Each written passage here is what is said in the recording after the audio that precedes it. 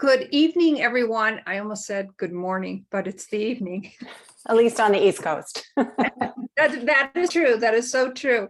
My name is Janice, one of the hosts of TwoSistas, and obviously today is Triumph Tuesday, and I do apologize. Carol Sue could not be with us tonight, and we send her our best wishes. Tonight, we have an amazing guest on, and let me tell you something. Especially for women, but I think really more so for men, because when they hear two words in a sentence, women and hormones, I know, like, my husband's like, what? So this, just for our male audience out there, because I know that we do have a wide range of male viewers and listeners, this is more or less a woman's kind of conversation, but we always enjoy the participation. So without further ado, TwoSistas wants to welcome Kathy Fritz. Thank you so much for being here today. I'm so thrilled to be here. And I have to tell you, Janice, unless these male listeners don't have women in their lives, then this is relevant, because sometimes it's a partner or a father or a brother saying to a woman, hey, things seem a little off lately. Are you okay? To start the ball rolling. So I always say, yes, I am a women's health coach, but men, brothers, fathers, husbands, friends, you can absolutely participate in this. And definitely benefit from it as well. So Kathy, you are a certified master hormone coach, and you help women in the perimenopause phase as well as menopause. First of all, how did you get started in that field? So I come from education, and something you probably know about educators is when we have information, we must share it. It's like we're compelled.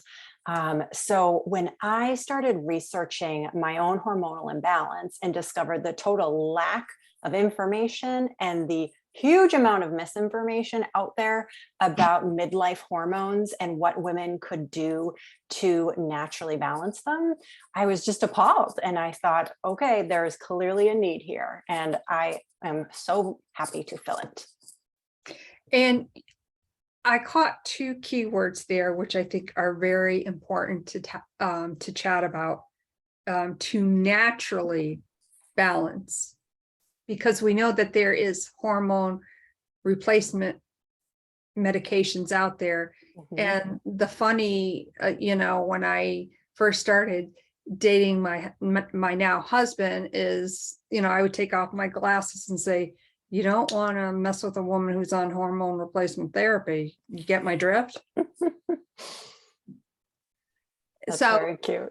Yeah. So the education part of it, and again, when we hear hormone replacement therapy, I think that there's such a stigma with that, because I think when, obviously I have some girlfriends and, I'm in that respectable age bracket where perimenopause and menopause seems to be a lot of times the topic of conversation. Well, I'm glad you and your friends are talking about it, because I got to tell you, not everybody is. People are still, I don't know if it's shame or embarrassment or what, but like, ladies, let's be comfortable with the idea of vaginas getting drier as we age. It's just natural, but there's stuff we can do about it. And no, it doesn't have to be, the first step does not have to be a hormone replacement therapy. Mm-hmm. So let me clarify. I, as a board certified health coach, I work in food, movement, and lifestyle. I think MDs, OBGYNs are amazing people. And if there is a time where bioidentical hormone replacement is necessary, then I am for it. I just would like women to know that there's an option between doing nothing and going right onto hormone therapy. And that's where I fall in the middle.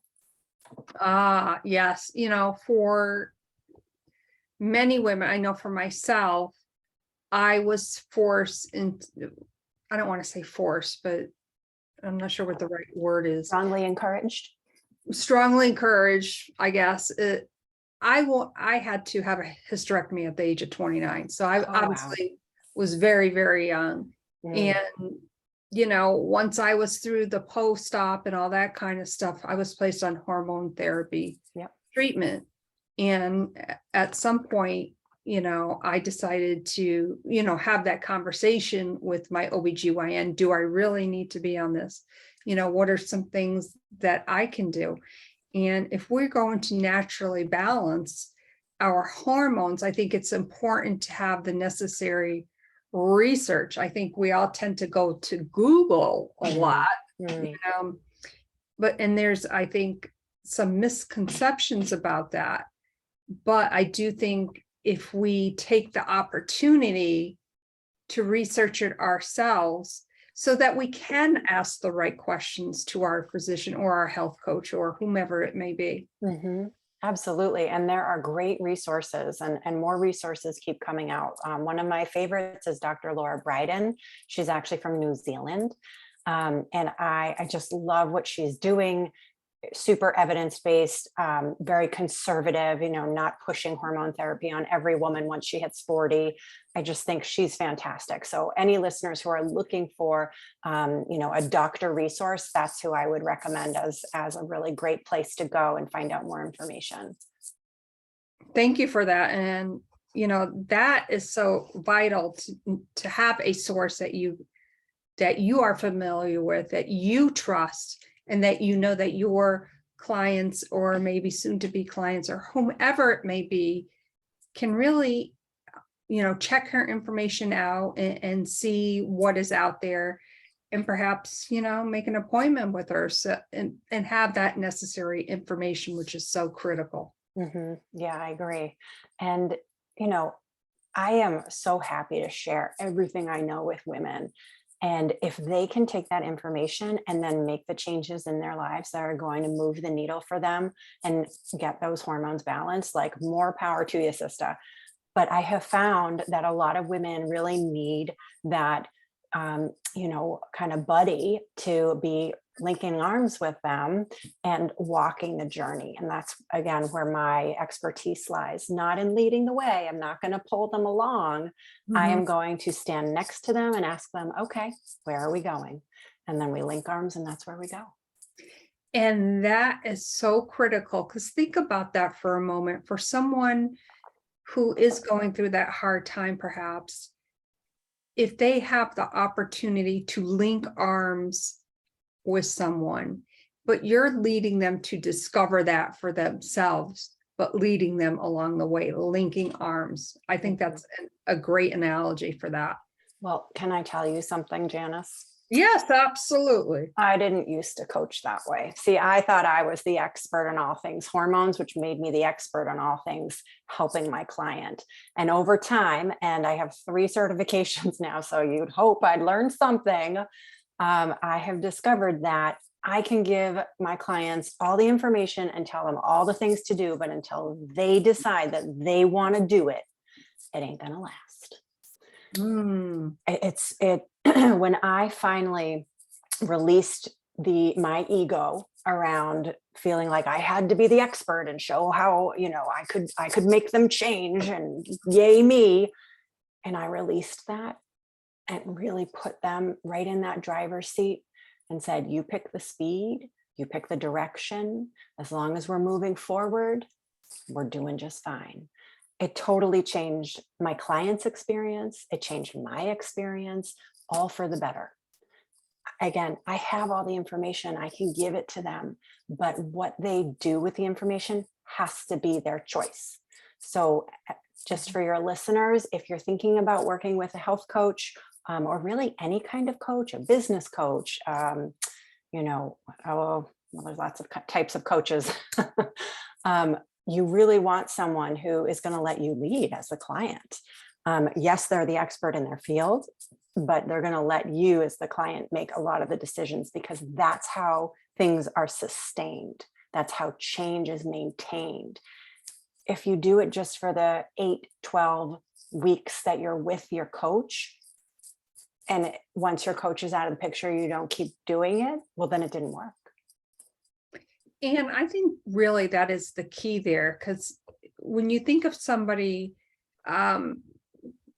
who's at that point where they know they have to do something, they start working with a coach, it's almost as if and I've been through this, of course, as a health coach, you've got to guide them to release their inhibitions about what they're going through. And you get so much more out of the client because, okay, you're there and you're coaching them. You're not hearing them, you're listening. We all know that those are two separate things, but you're their sounding board. They want the advice. Whether they take it or not is their choice. Mm-hmm. And, you know, for a lot of women in the age group that I work with, getting to make choices is something they haven't done in a long time. Choices for themselves. Like they've made a lot of choices for their families. They might be taking care of aging parents, making choices for them.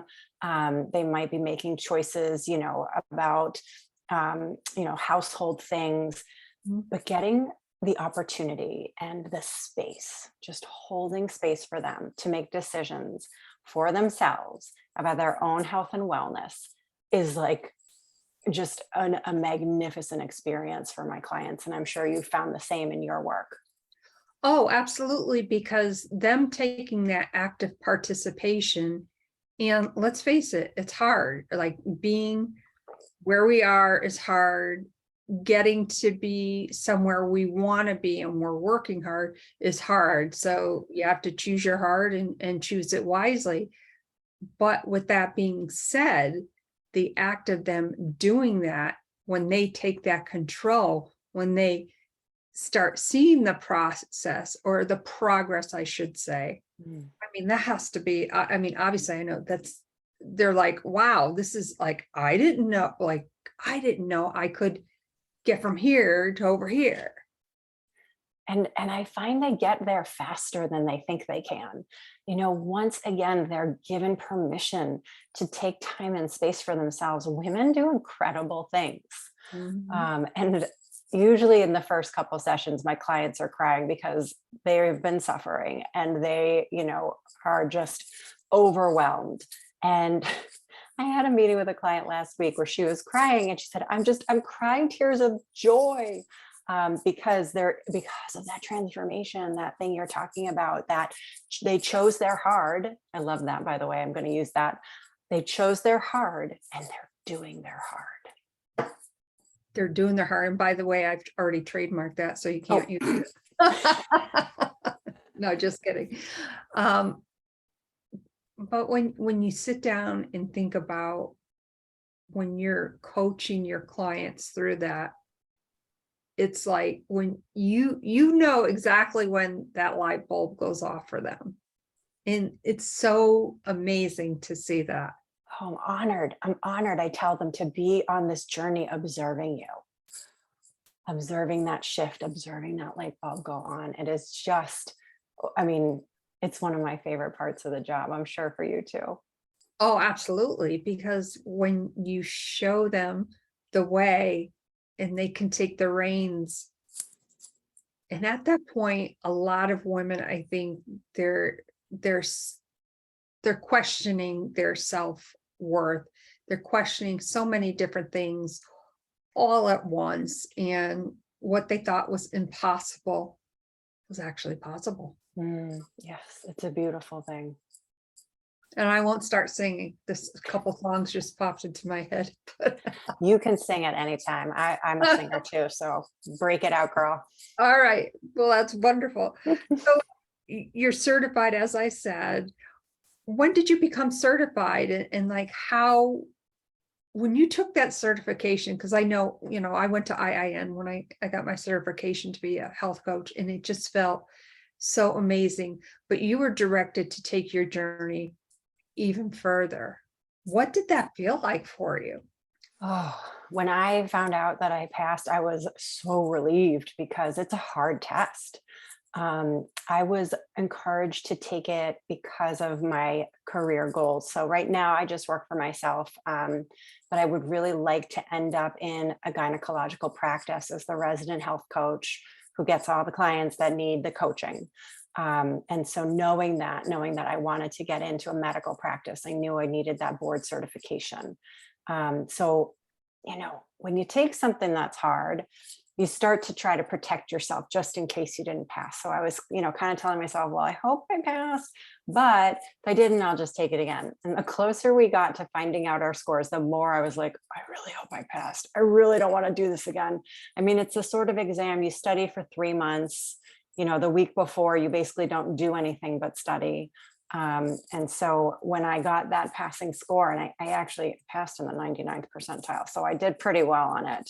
Whoa. All that studying paid off. It was a relief, and any imposter syndrome that I might have still had lingering was gone. I have felt so much more confident in saying out loud to anybody, I'm a board certified health coach. I'm really good at my job.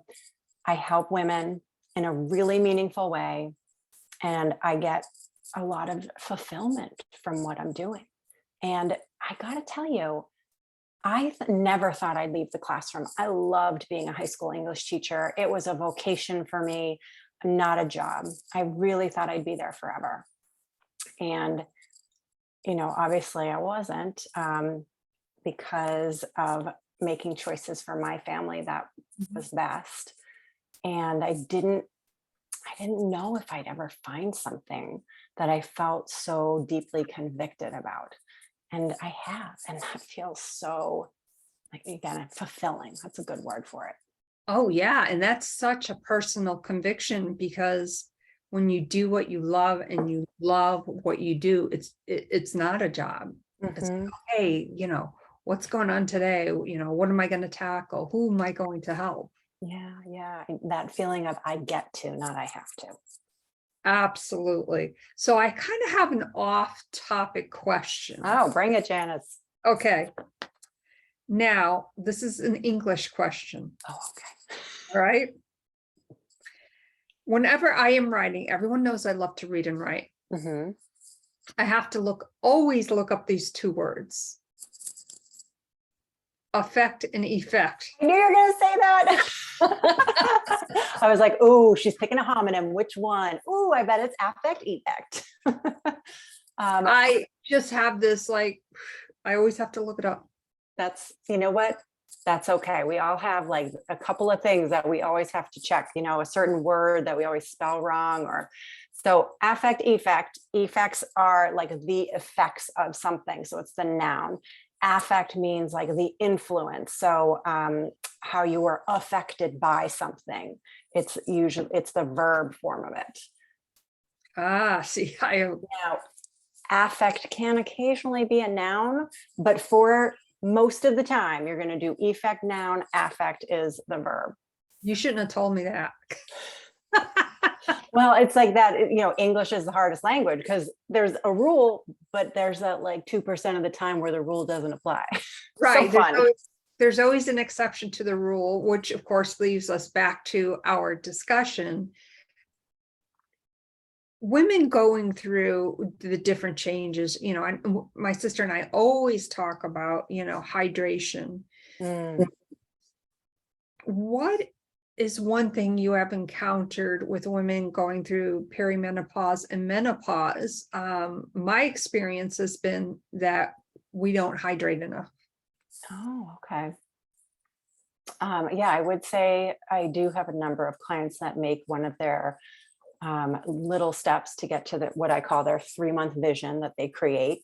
Hydration is very common. I would say a really common one is around movement and self-care. So when I say movement, I purposefully don't say exercise. I don't use that word in my practice. It's got too much baggage with it. I say movement. And to me, movement and self-care are very intertwined. And so a lot of women don't prioritize movement as part of their self-care. They see it as a burden or a must do, or, kind of begrudgingly do it.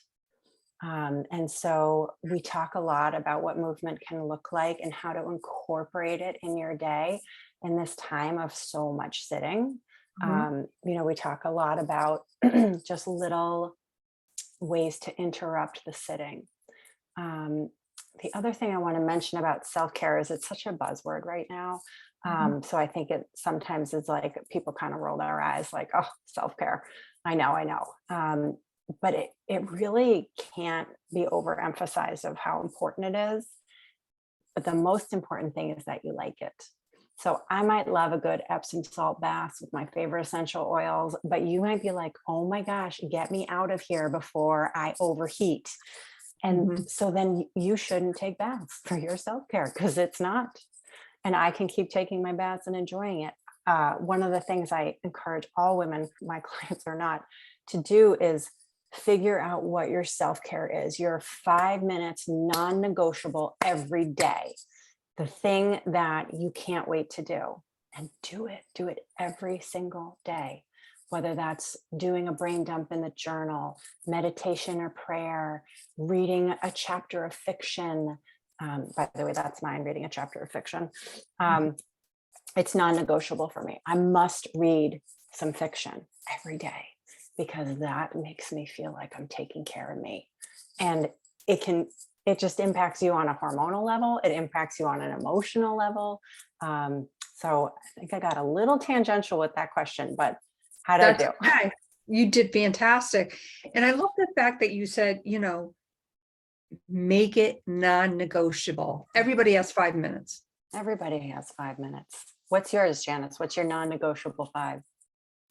My non-negotiable 5, well, it's actually 60 minutes. I'm impressed. Yeah, I do. Well, technically I do 2 45-minute workouts a day, although I haven't done that the last week with traveling. Get back on that. But at least the first 10 minutes, even if I come downstairs, like my office here is downstairs in the house, I read and then I, get my movement in. And that is so important. Like, I got to do that. Yeah, that routine, it just fills you. I can tell when you talk about it. Oh yeah. Yeah. I love, as I'm looking at my kickboxing bag over there. Amazing. So 5 minutes every day. And I love the fact too, that you said, you don't refer to movement as exercise. We call it movement. And my sister and I do as well. I know what this buzzword is for me, and I'll share that with you for a moment. But do you have another buzzword that you hear all the time and you're like, just like, oh my God, if I hear that one more time, under the wellness umbrella? Yeah, I know I do. Tell me yours and maybe it'll trigger something for me. I hate the word diet. Oh yeah.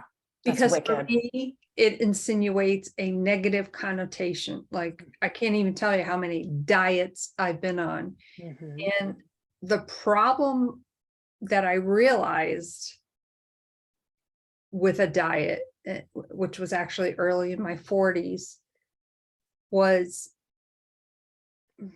well, it's kind of twofold. Every time I went on a diet, I technically failed. So when you get to that point, for me, when I got to that point in my life where I was a big girl, let's just say when I sat around the house,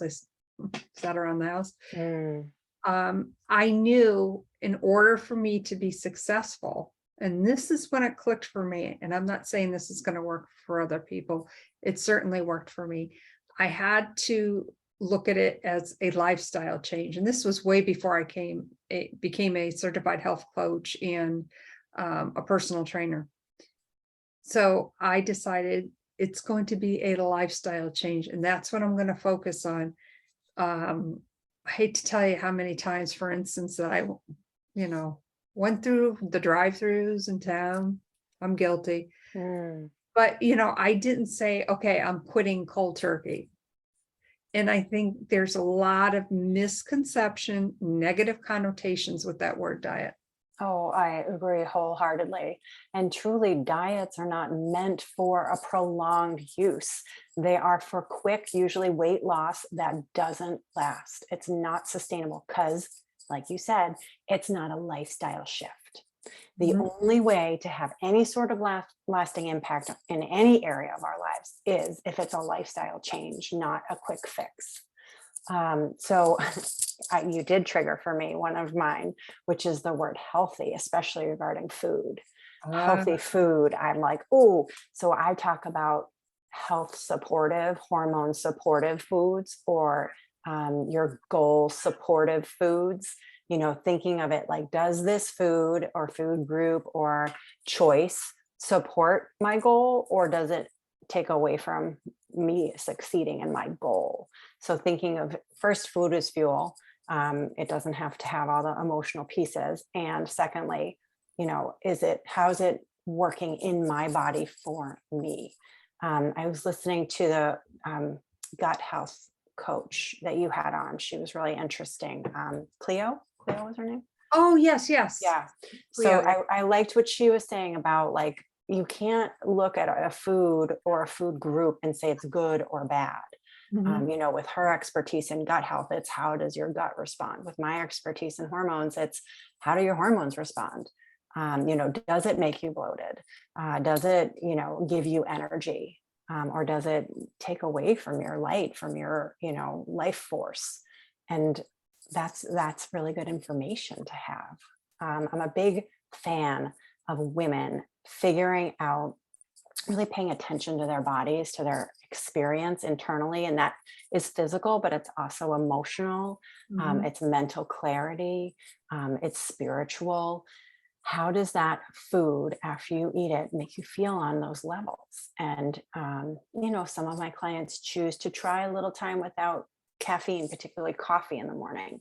And that gives them information. So then they can make a choice with that information on what to do, whether it's slowly reintroduce coffee, or what, they find out they don't actually need it. And they feel actually more clear when they're off of it. But that differs woman to woman. And that's one of the fun things I like doing with clients when they want to do it, is figuring out what foods work for you and what foods really don't. Yeah, I think that is so important. I think though too, some people, and I've had a few clients like this in the past, for instance, when they eat a certain food group, and that's why I say, when I start working with a client, keep a journal for at least 3 days. When I say 7 days, you're like, what? At least a minimum of 3 days, and really be honest with yourself, why you're eating, what you're eating, and what was your reactions, what were your emotions. And what I found was that a lot of women, of course, were emotional eaters. I know I was. And for them to really look at that in a way where they were like, oh wow, okay, so every time that I eat this food, for whatever reason, I'm getting sick. So for them to discover that, a lot of times they think it's a bad food, and it's bad in the sense that every time, of course, when they consume it, they're not feeling well. So what would your suggestion be for someone when they start doing a journal or whatever it is, on how, for instance, how you coach them through that? What are some signs or things that they can look for to be honest with themselves when they are consuming something that it just doesn't agree with them, but yet they still do it? Well, I love that you ask your clients to just journal for 3 days on their food. I think that that's a great way to get that data, so they can really understand themselves. So your question is, when they have some data and the data is showing that, oh, this might not really be nourishing for you, what do I do then, especially if they don't really want to release that? Right. Okay. So I would definitely ask a lot of questions to find out for myself, and hopefully so they would figure out why they're resisting just trying a break from that food. And if it's a case of like fear of missing it, well, okay, what else could we substitute? Because there's tons of substitutes we can do that may not have the same physical reaction.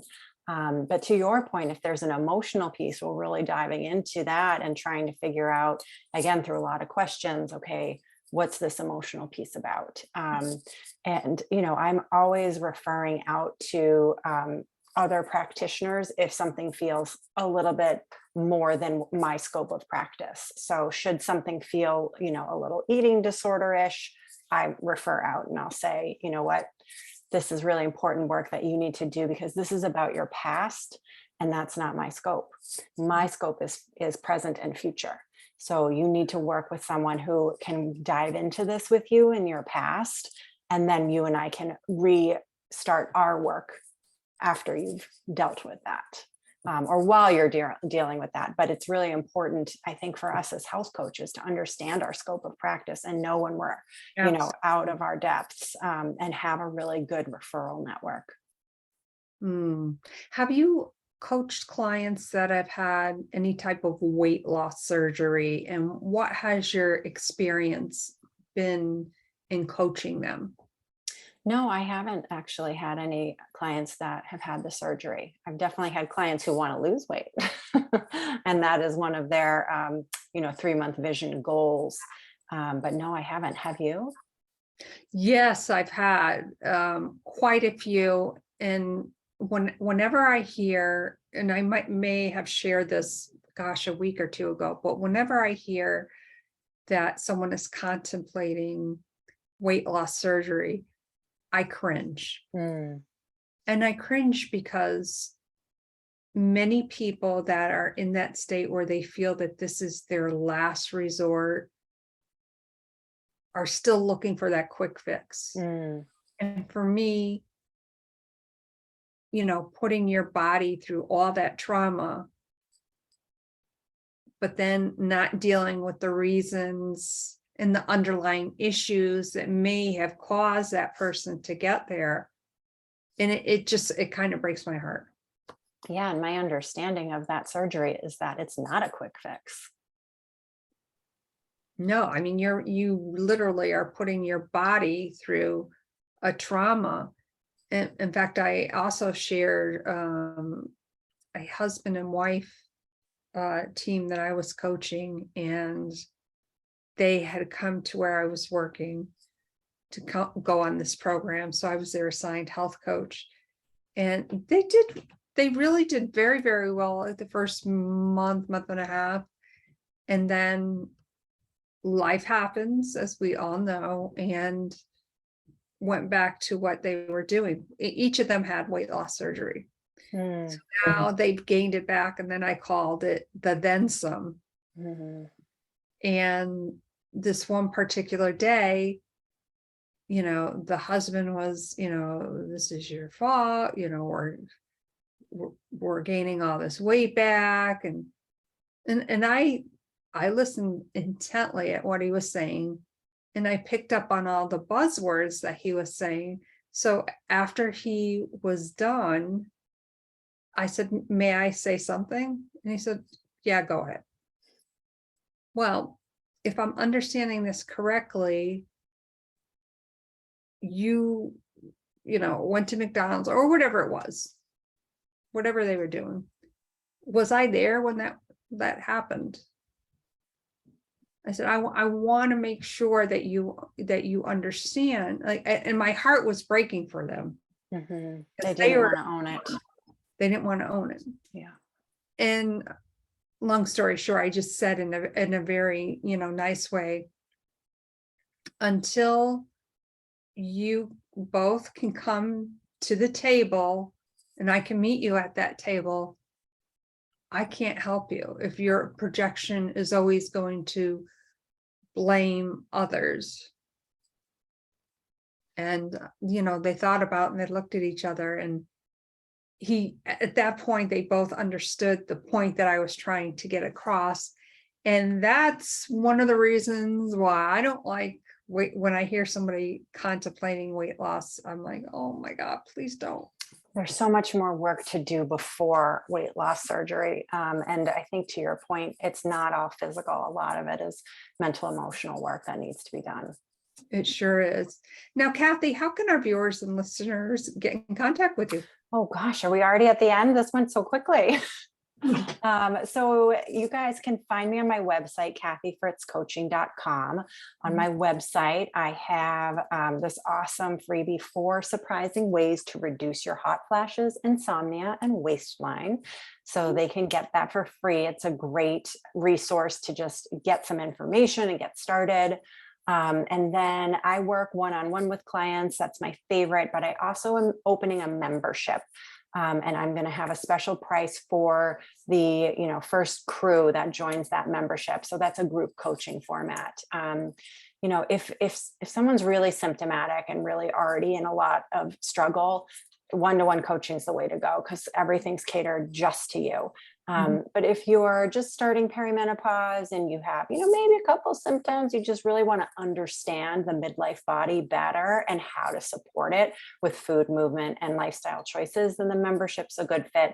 And you still get access to me in the group coaching. There's twice a month group coaching, so you can still get live support from me. Wow, that is awesome. And of course, I will make sure that all of that information gets in these show notes. This has been such an amazing conversation, Kathy. I hope that for sure you will definitely consider coming back. Oh, thanks, Janice. I would love to. I have to tell you, this went in a really interesting direction, very different from other podcasts I've done. And so this was really fun to just, because you talk shop with me, right? You're a health coach, so it takes a different vibe than somebody who's not in our industry. Well, thank you so much. I so appreciate that. And just another quick question for you. Obviously, TwoSistas has a theme day every day. Today is Triumph Tuesday. Would you like to share with us, maybe one thing that you triumphed over today and you're like, yes? Oh, okay. And now I got to think back to my day, right? Well, I had my first physical with a new doctor, and finding a PCP is really hard these days. And so that was a triumph, hey, I saw her and I liked her. Oh, well, that's fantastic. I'm so glad to hear that. Totally. And on that note, Triumph Tuesday too is all about, we often have those goals or those tasks that we're working toward, and celebrate the fact that, maybe it was just something as simple as making your bed. There, done. I know I'm fanatic about that. And I